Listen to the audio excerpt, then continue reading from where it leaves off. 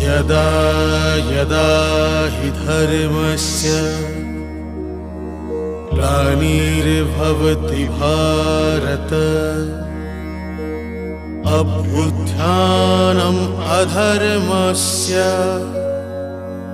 तदात्मानं सृजाम्यहम् परित्राणाय साधूनां विनाशाय च दुष्कृतां धर्म संस्थापनार्थाय संभवामि युगे युगे।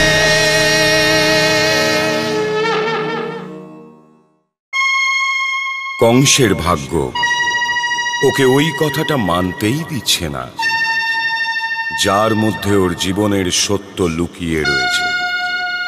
ও কখনো ঋষিদের কথা মানেনি যে দেবকীর অষ্টম পুত্র ওকে বধ করবে, কিন্তু যখন আকাশবাণীও একই কথা বলল তখনও সেটা মানেনি।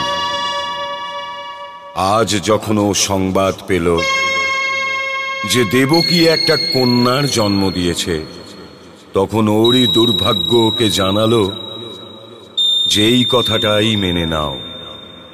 ও ভাবতে লাগলো ও অমর হয়ে গেছে, কিন্তু যখন ঋষি বলল যে দেবকীর কুণ্ডলিতে তো কন্যা যোগই নেই, তখন ও আবার চিন্তাতে পড়ে গেল আর তলোয়ার নিয়ে কারাগারের পথে রওনা হলো, যেখানে দেবকী যশোদার কন্যাকে কোলের মধ্যে নিয়ে হয়তো এই প্রার্থনা করছিল যে কংসের এই কন্যার প্রতি দয়া এসে যায়। কিন্তু এটা জানে না যে কংসের শব্দকোষে দয়া নামক তো কোনো শব্দই ছিল না।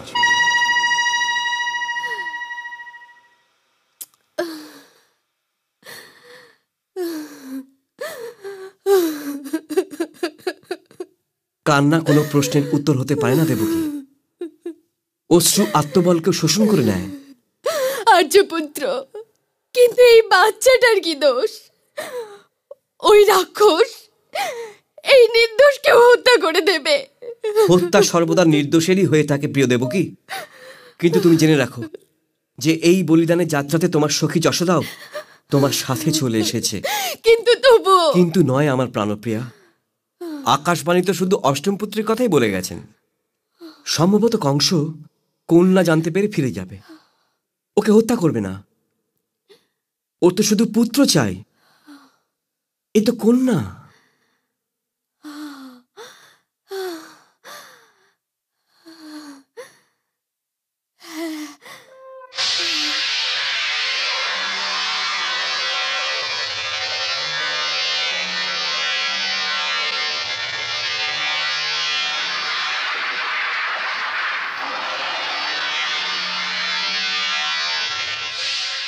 তোর অষ্টম পুত্রকে দিয়ে দে দেবকে।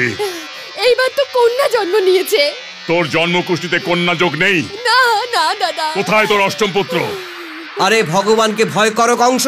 না, আমি ভগবানকে ভয় পাই না, ভয় পাই কেবল দেবকীর অষ্টম পুত্রকে। তুমি অবশ্যই ওই পুত্রকে বদলে দিয়েছ। আরে এই শেকল তোমার দেওয়া, এই মোটা মোটা পাষাণ দেওয়ালও তোমারই, এই লোহার ফাটকও তোমার, বাইরে বসা দ্বারপালগুলো তোমার, যারা হাওয়াকেও প্রবেশ করতে দেয় না। আরে মূর্খ, যদি এদের সহায়তা করার জন্য কেউ আসতেও চায়, তারা কিভাবে আসবে? তোমরা নিশ্চয়ই দ্বারপালকে কোন রকম প্রলোভন দেখিয়েছ। প্রলোভন? আমাদের কাছে আমাদের জীবন ছাড়া আর কি বা আছে যে আমরা কাউকে কোনো প্রলোভন দিতে পারি? যেভাবেই হোক আমাকে দেবকীর অষ্টম সন্তানকে হত্যা করতেই হবে। আরে তোমার হত্যা তো আমাদের অষ্টম পুত্র করবে, তাই না কংস? আমার 8 পর্যন্ত গুনতে ভালো লাগে না। সরো। বাচ্চা দে, দে বলছি, দে।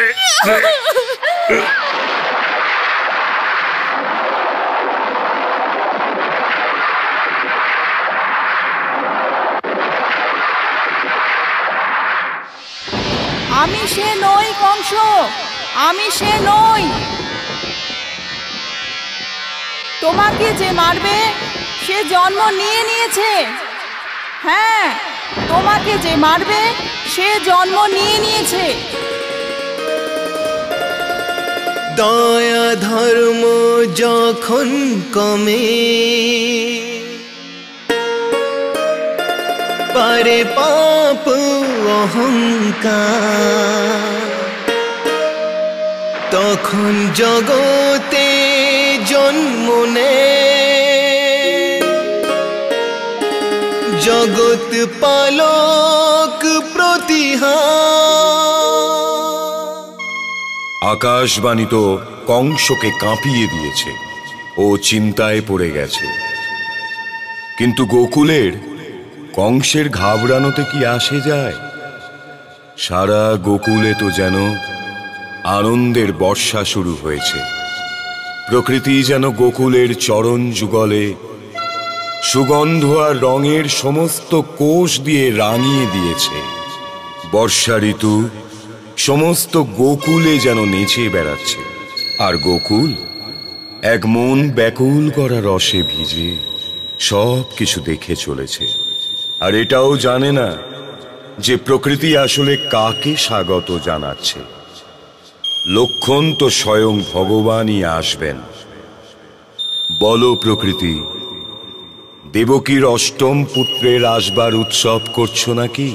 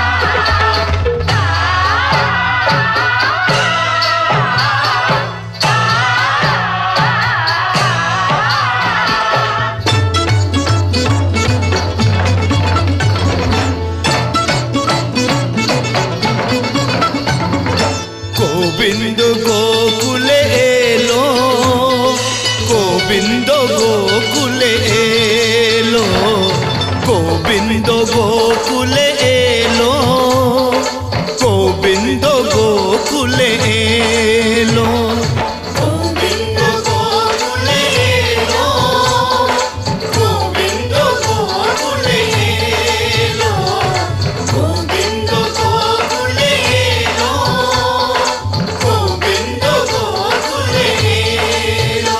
ও নন্দ ভবনে নহবত বাজে, নন্দ ভবনে নহবত বাজে, মঙ্গল মধুর বলো রে বলো, গোবিন্দ গোকুলে এলো, গোবিন্দ গোকুলে এলো, গোবিন্দ গোকুলে এলো, গোবিন্দ গোকুলে এলো।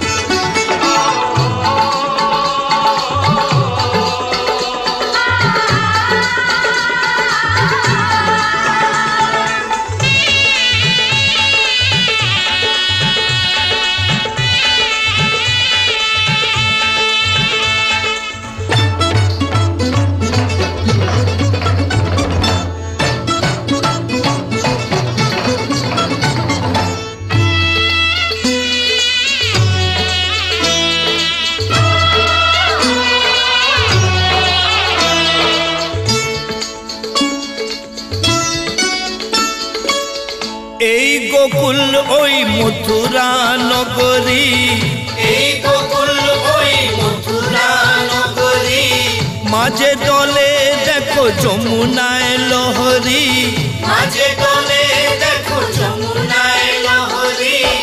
এই গোকুল ওই মথুরা নগরী, মাঝে দলে দেখো যমুনায় লহরী। গোকুলেতে সুখ মথুরাতে দুঃখ, গোকুলেতে সুখ মথুরাতে দুঃখ, কংসর মুখ হলো কালো রে কালো।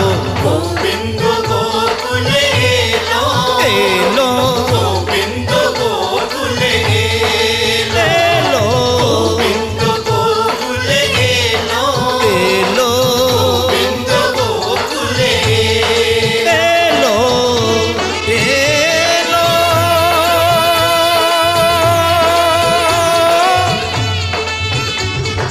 নন্দগ্রাম আনন্দে নাচে জয় বলো জয় গোবিন্দ, নন্দগ্রাম আনন্দে নাচে জয় বলো জয় গোবিন্দ। হাতি নাচে ঘোড়া নাচে জয় বলো জয় গোবিন্দ, হাতি নাচে ঘোড়া নাচে জয় বলো জয় গোবিন্দ, জয় বলো জয় গোবিন্দ, জয় বলো জয় গোবিন্দ, জয় বলো জয় গোবিন্দ, জয় বলো জয় গোবিন্দ। আমি প্রণাম চাই না, আমি চাই দেবকীর অষ্টম পুত্র। আর আমি নিশ্চিত যে ওই কন্যা দেবকীর গর্ভে জন্ম নেয়নি। তাহলে দেবকীর অষ্টম পুত্র কোথায় গেছে? কোথায় গেছে ও? রাজকুমারী দেবকী কিংবা বাসুদেব নিঃসন্দেহে কোনো জাদু জানেন মহারাজ, নয়তো এটা কেমন করে সম্ভব হলো যে এতগুলো কড়া পাহারা থাকা সত্ত্বেও বাচ্চা বেরিয়ে যায়? যদি ওরা ওকে জাদুবিদ্যার দ্বারা ওখান থেকে সরিয়ে দিয়েও থাকে, তাহলে এখনো আমার রাজ্যের মধ্যেই আছে। সেনাদের আদেশ দাও যেন ওরা সমস্ত রাজ্যে ছড়িয়ে যায় আর গতকাল জন্মানো সমস্ত বাচ্চাদের হত্যা করে। যথা আজ্ঞা মহারাজ। কিন্তু যদি এরকম করা হয় তবে বিদ্রোহ হয়ে যাবে। আর তুমি কি এটা বুঝতে পারছো না? এটা যদি না করা হয় তবে কি হবে? জানি মহারাজ, কিন্তু ওই বাচ্চা আজকেই তো বড় হয়ে যাচ্ছে না, এখনো আমাদের হাতে সময় আছে। আমি প্রথমে গুপ্তচরদের দ্বারা খবর নিচ্ছি যে গতকাল রাজ্যে মোট কতজন বাচ্চা জন্মেছে আর কোথায়।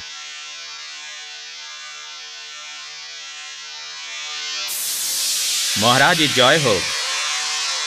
এক গুপ্তচর প্রবেশের আজ্ঞা চাইছে মহারাজ। এটা তো শুভ লক্ষণ মহামন্ত্রী। তুমি গুপ্তচরের ব্যাপারে কথা বলছিলে, আর গুপ্তচর এসেও গেছে। আসতে দাও।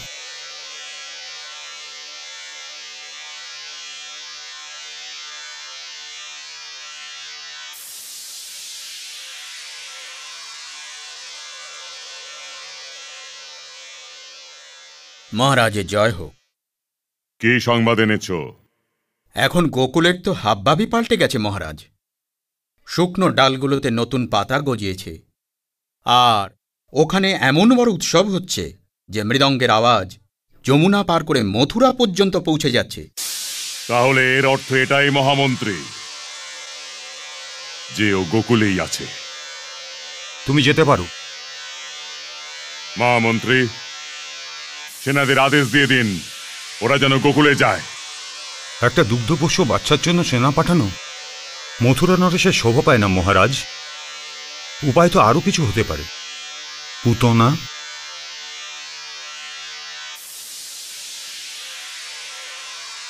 পুতনাকে ডেকে পাঠান। যথা আজ্ঞা মহারাজ।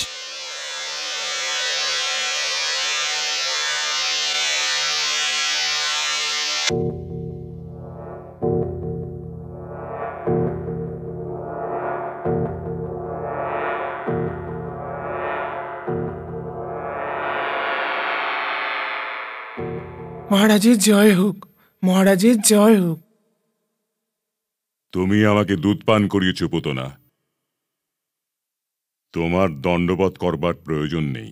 পুতনা এই কারণেই তার রাজার জন্য গর্ববোধ করে। আমি একটা বড় সংকটে আছি পুতনা।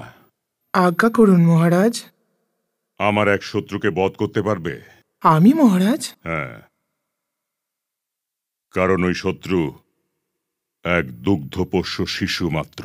কে সেই বালক? এটা তো জানি না, কিন্তু এটা অবশ্যই জানি যে ও গোকুলে আছে আর কাল রাতেই ওর জন্ম হয়েছে। কিন্তু এটাও তো হতেই পারে মহারাজ, কাল রাতে গোকুলে একের অধিক বালকের জন্ম হয়েছে। হ্যাঁ, সে সম্ভাবনাও আছে। আমার জন্য কি আজ্ঞা মহারাজ?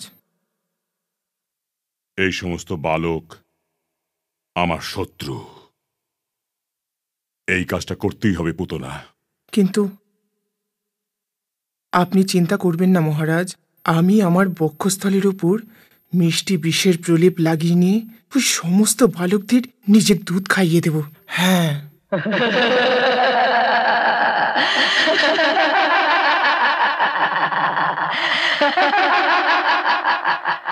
এখনই দাসীকে আজ্ঞা দিন মহারাজ। ঠিক আছে, এসো।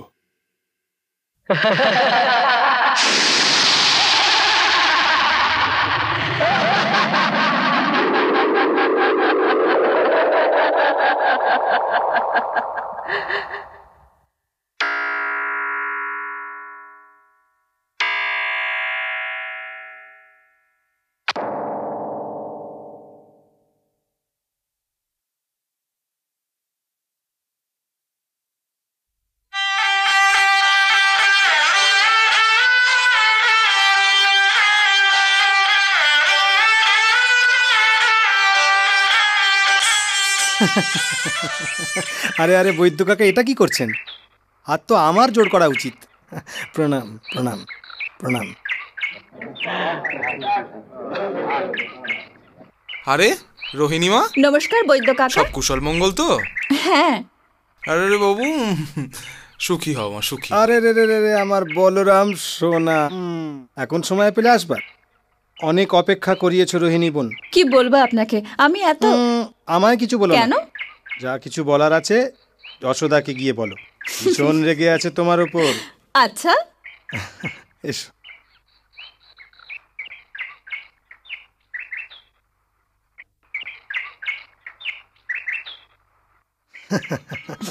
রোহিণী বোন, কাল উৎসবে ভীষণ আনন্দ হয়েছে। আচ্ছা, হ্যাঁ, ওদিকে দেখো।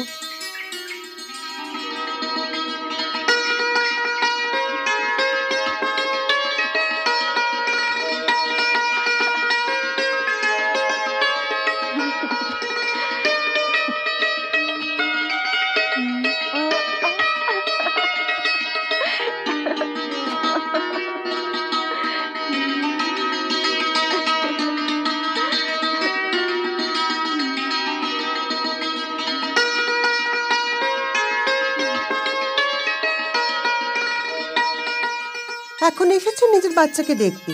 আমি তো কখন থেকে তোমার অপেক্ষায় আছি যে এখন আসবে রোহিণী বোন, তখন আসবে রোহিণী বোন। খুব অপেক্ষা করিয়েছো। আমি মথুরায় ছিলাম দিদি, এক্ষুনি এলাম। এই দেখো, আমি কানাইয়ের জন্য ময়ূর পালকের মুকুট এনেছি। খুব সুন্দর দেখতে। আরে রোহিণী বোন, কাল আসতে তো দেখতে পুরো গোকুল গ্রাম আনন্দে মেতে উঠেছিল। কি উৎসব হয়েছিল! এখানের উৎসব মথুরা পর্যন্ত পৌঁছে গেছে দাদা ভাই। আনন্দের ধুম একটু কম হওয়া উচিত ছিল। এখন এত দিনের পর যশোদার কোলে সন্তান এসেছে। আমি গোকুল গ্রামের কাকে কাকে বোঝাবো, কি করে বোঝাবো যে গোবিন্দর আশার উৎসব করব না? হ্যাঁ, শুভেচ্ছা নিন নন্দরায় মশাই, শুভেচ্ছা নিন নন্দরায় মশাই। প্রণাম নন্দরায়। প্রণাম কাকা। আরে আরে আরে, এটা কি এনেছেন? নন্দলালের জন্য মাখন এনেছি। শুভেচ্ছা নিন নন্দরানী মা। আপনিও আমার শুভেচ্ছা নিন কাকা। আমি আজ ভোরের বেলাতে একটা স্বপ্ন দেখেছি। যশোদার ছেলে আমাকে বলছে যে, দাদু আমাকে মাখন খাও, আমাকে মাখন খাও। তাই আমি মাখন এনেছি দাদু ভাইয়ের জন্য।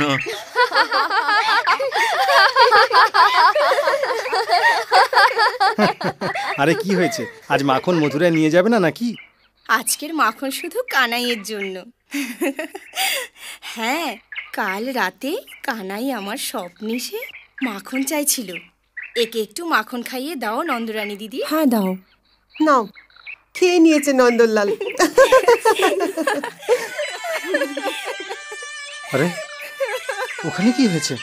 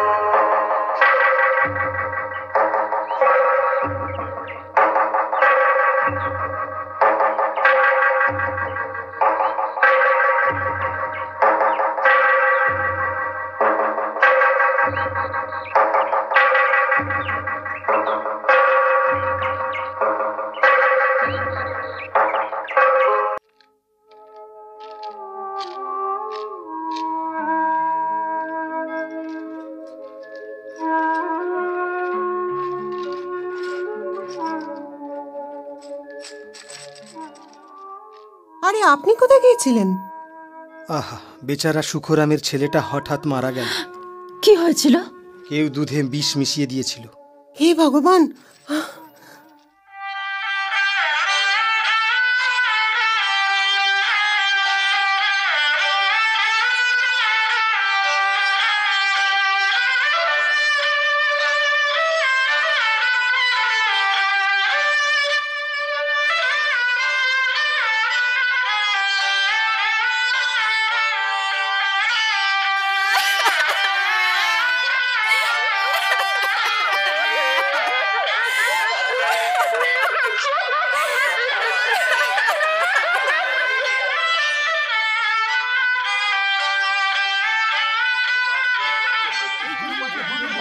ভগবান যা করবার করেছেন।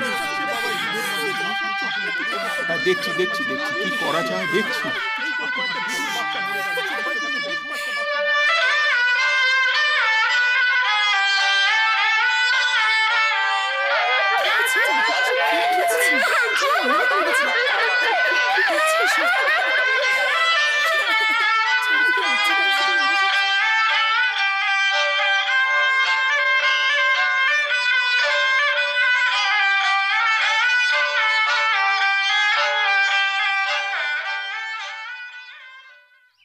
ওকে তো মথুরার বৈদ্যরাজকেও দেখানো হয়েছিল, কিন্তু এই রোগের কারণ উনিও বুঝতে পারেননি। কি করে দুগ্ধপোষ্য বাচ্চারা এইভাবে মারা যাচ্ছে? বৈদ্য কাকা, একটা কথা বুঝতেই পারছি না, যমরাজের দৃষ্টি ওই বাচ্চাদের ওপরই কেন পড়ছে যারা যশোদার কানাইয়ের সাথে জন্ম নিয়েছিল? এ কথা তো আমরা ভেবেই দেখিনি। কথা তো ঠিকই বলেছেন। সুখানন্দ, রাম অবতার, মাধব, বজরঙ্গী আর রামবিলাস, এই সকলের বাচ্চা তো ওই রাতেই জন্মেছিল। হ্যাঁ, এর কারণ কি নন্দরায় মশাই? এখন আমি কি বলবো? তুমি তো আমাদের গ্রাম প্রধান, এখন উপায় তো তোমাকেই ভাবতে হবে নন্দরায় মশাই। কিন্তু ওই রাতে জন্মানো বাচ্চাদের মধ্যে বেঁচেই বা আছে কজন? ব্যাস মনে করুন যে আমার এক ছেলে আর একটা আমার। হ্যাঁ। মহারাজের জয় হোক। এসো মহামন্ত্রী। শুভ সংবাদ মহারাজ। ওই রাতে জন্মানো বাচ্চাদের মধ্যে এখন কেবল 2 জন বালক বেঁচে রয়েছে। কাদের? এক রামনেত্র যাদবের আর দ্বিতীয় নন্দরায়ের। কাল সকালে পুতনা নিজের কাজ সমাপ্ত করেই ফিরে আসবে।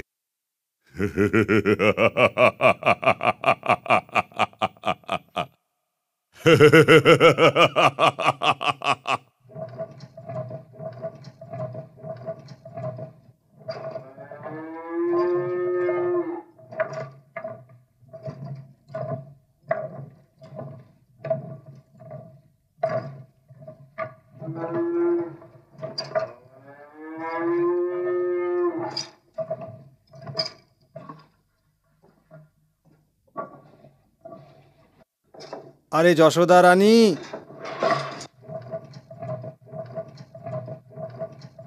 আরে ও কানাইয়ের মা, কানাইয়ের মাতা রানী, একটু আস্তে কথা বল, আমার বাচ্চার ঘুম খুবই কাঁচা। কেউ কথা বললে ওর বদের মতো চোখ দুটো খুলে যায়। সত্যি বলো তো, এরকম বাচ্চা কোথাও দেখেছো? বলো, আছে কোথাও? দেখেছো কোথাও? আরে দেখবই বা কি করে, তোমার ছেলের মতো ছেলে জন্মেছে কোথাও? হ্যাঁ, তুমি জানো যশোদা, শুধু আমি কেন, সমস্ত গোকুল গ্রাম ধন্য হয়ে গেছে ওর আশাতে। ব্যাস একটু বড় হতে দাও, আমি তো মাখন খাওয়াবো কানাইকে। আরে এভাবে মাখন কানাইকে খাওয়াতে থাকলে তবে রাজভবনে কি পাঠাবো? জানোই তো রাজভবনের খাজনা বাকি আছে আমাদের উপরে। রাজভবনের জন্য আরো মাখন যদি লাগে তবে আরো গরু পুষতে হবে। হ্যাঁ, মায়ের ভালোবাসা রাজ্যের নিয়ম কি করে বুঝবে?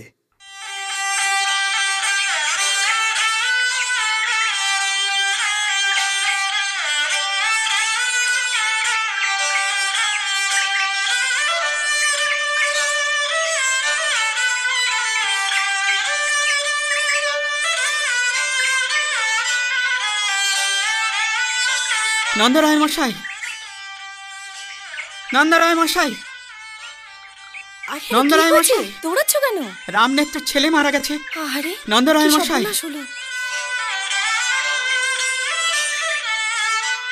নন্দরায় মশাই, কি ব্যাপার ভাই?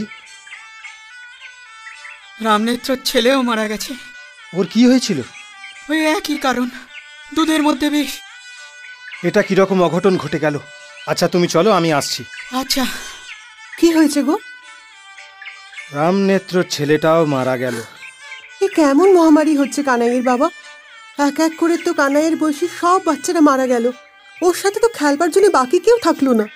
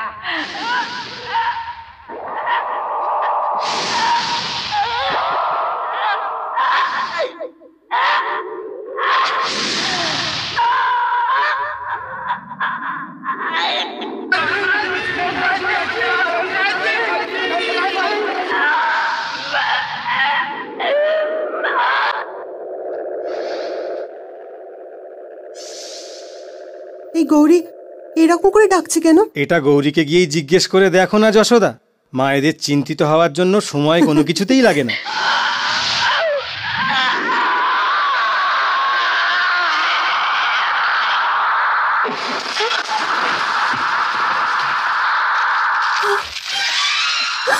কানাই, কানাই কোথায় চলে গেল?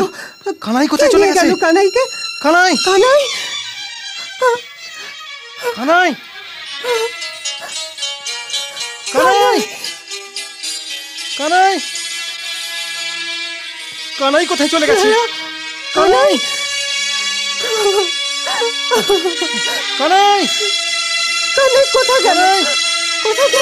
নন্দরায় মশাই, নন্দরায় মশাই, নন্দরায় মশাই, নন্দরায় মশাই, নন্দরায় মশাই, নন্দরায় মশাই, দেখেছো? কানাই ওই রাক্ষসীর কাছে, চলুন।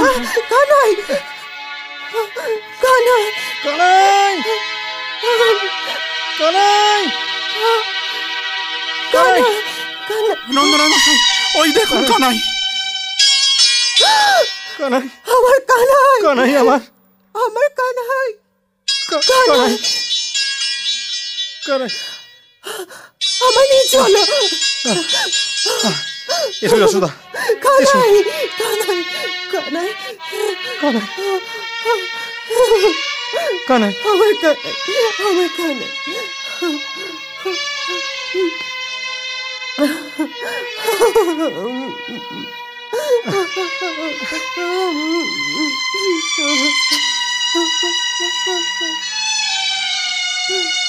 এ তো দেখছি পুতনা।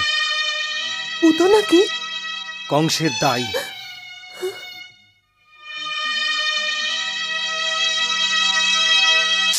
কি বললে?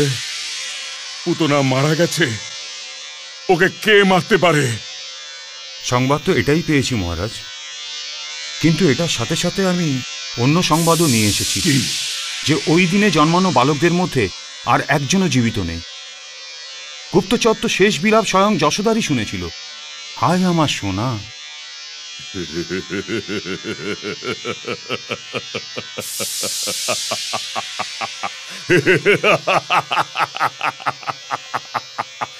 এইবার দেখবো বিধাতা আর ওর লিখে দেওয়া ভাগ্যকে। গোকুল গ্রামে আগুন লাগিয়ে দেয়া হোক, তার কারণ ওই গ্রামের লোকেরা আমার শত্রুকে আশ্রয় দিয়েছিল।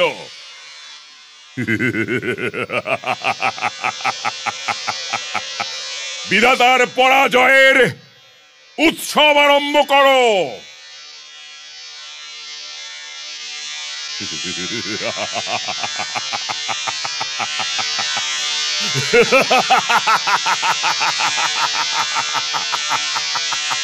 বিধাতা, ভাগ্য লিখন।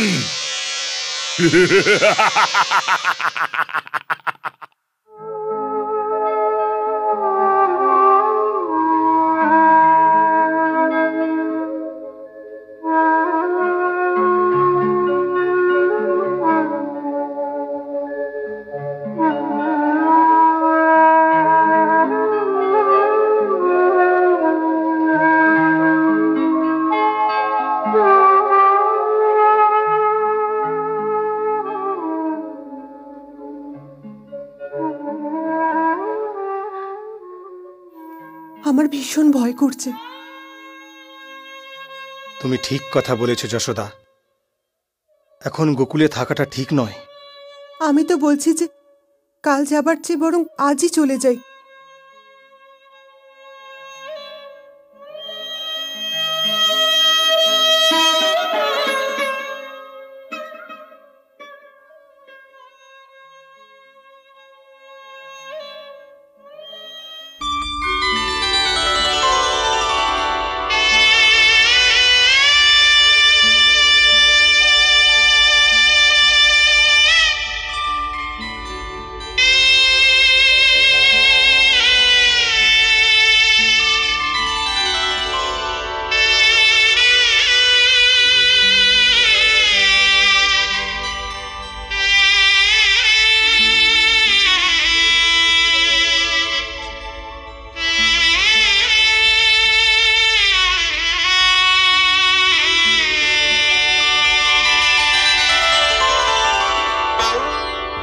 দেবকী দেবকী পুত্রকে বুকেতে ধরে দেবকী পুত্রকে বুকেতে ধরে দেবকী পুত্রকে বুকেতে ধরে দেবকী পুত্রকে বুকেতে ধরে পুত্রকে ত্যাগ করে চিন্তায় শুধু মরে পুত্রকে ত্যাগ করে চিন্তায় শুধু মরে নয়নে অশ্রু ঝরে দেবকী পুত্রকে বুকেতে ধরে দেবকী পুত্রকে বুকেতে ধরে দেবকী পুত্রকে বুকেতে ধরে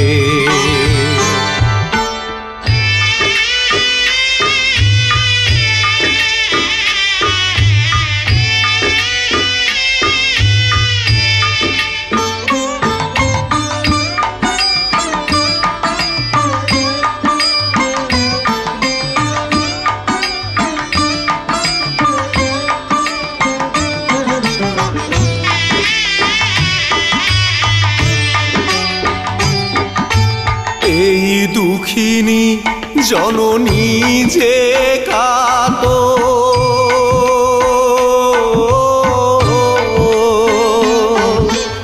এই দুঃখিনী জননী যে কাতর আপন সবাই আজ হয়েছে যে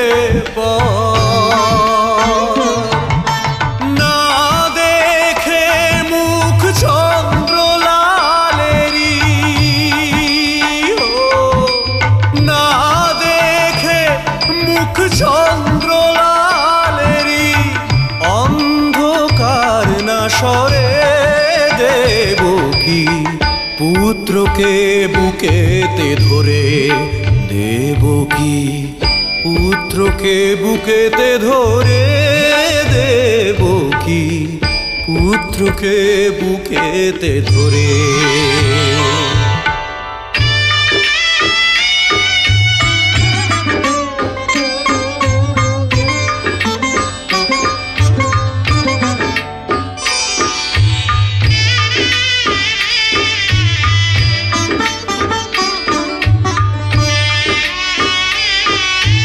নারী কেন জন্মায় জগৎ মাঝে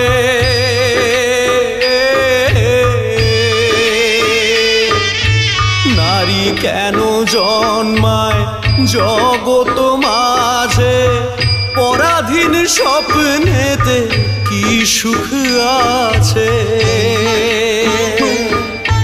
ভ্রাতা শত্রু অসহায় ভগিনী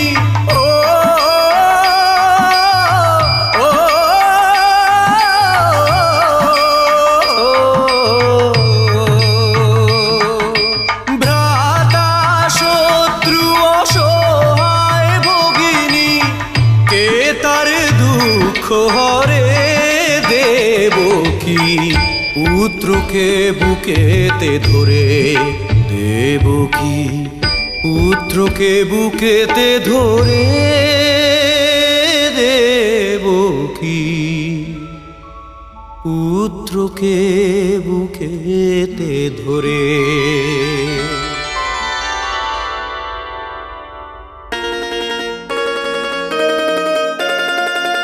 ধৈর্য ধরো মা দেবকী দূর নয় সুখের দিন